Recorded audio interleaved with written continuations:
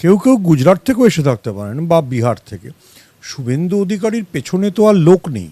যেদিনকে নরেন্দ্র মোদী ব্রিগেডে এসেছিলেন সেদিনকে যারা কলকাতায় এসে মদ খেয়ে মাতলামি করছিলেন তারা কি কেউ বাংলার নাগরিক নাকি? তারা সবাই বাইরের নাগরিক। দেখুন, বিজেপি একটা বহিরাগতদের দল এবং বহিরাগতদের দলই থাকবে। আর শুভেন্দু অধিকারীও ভবানীপুরে বহিরাগত হিসেবেই তিনি বাইরের লোক নিয়ে আসবেন। শুভেন্দু অধিকারীর পক্ষে ভবানীপুরের বাসিন্দাদের দিয়ে মিছিল করানো অসম্ভব। দেখুন, ভবানীপুর মমতা বন্দ্যোপাধ্যায়ের কেন্দ্র, মমতা বন্দ্যোপাধ্যায়ের দুর্গ। সেখানে শুভেন্দু অধিকারী রামনবমীতে কিছু এমনও লোক থাকতে পারে যাদের হয়তো এআই দিয়ে ক্রিয়েট করেছেন, কোনোটাই অস্বাভাবিক না। শুভেন্দু অধিকারীর পক্ষে ভবানীপুরে পায়ের তলায় জমি খুঁজে পাওয়া খুব মুশকিল।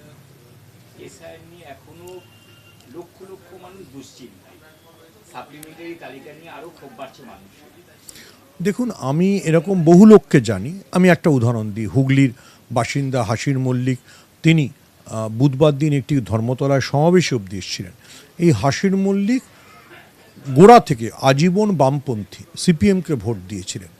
তাও তিনি বুধবার কলকাতায় এসেছিলেন একটি নাগরিক সংগঠনের সভায় যোগ দিতে, কারণ তিনি জানেন এই মুহূর্তে মমতা বন্দ্যোপাধ্যায় যেটা বলেছেন সেটা ছাড়া এই ডিলিটেড ভোটারদের পাশে দাঁড়ানোর জন্য কেউ নেই।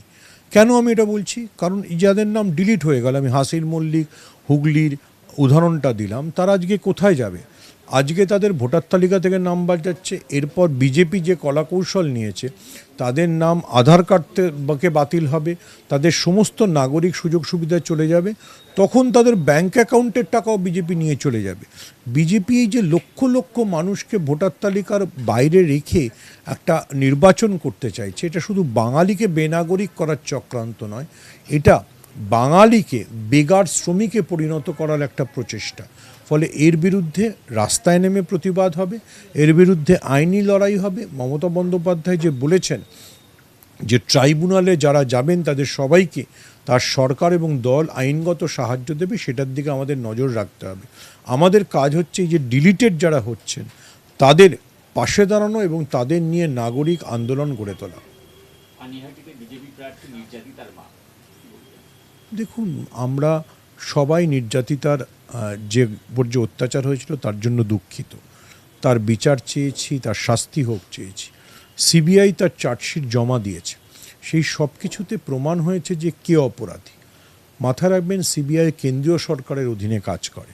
তো পানিহাটির নির্যাতিতার মা যদি বিশ্বাস করেন যে তার মেয়ে বিচার পায়নি, তাহলে তিনি বেসিক্যালি যে দলের হয়ে দাঁড়িয়েছেন সেই দলের নিয়ন্ত্রণাধীন কেন্দ্রীয় সরকারের বিরুদ্ধে অনাস্থা প্রকাশ করছেন, কেন্দ্রীয় এজেন্সি সিবিআইয়ের বিরুদ্ধে অনাস্থা প্রকাশ করছেন।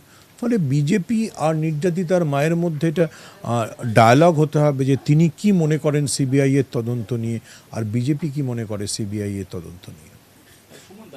নির্যাতিতার মা আমরা বলছি, কারণ সেখানে বিজেপি তাদের ভোটার তালিকায় একদম তার নাম সামনে নিয়ে এসেছে। আইনগতভাবে কখনো সম্ভব একজন নির্যাতিতার মায়ের নাম সামনে নিয়ে আসা? দেখুন, উনি যখন প্রচারে এসে গেছেন তখন তো ওনার মুখ, ওনার নাম সবই এখন সবাই দেখতে পাবে, দেওয়ালে তো ওনার নাম লেখা হবে।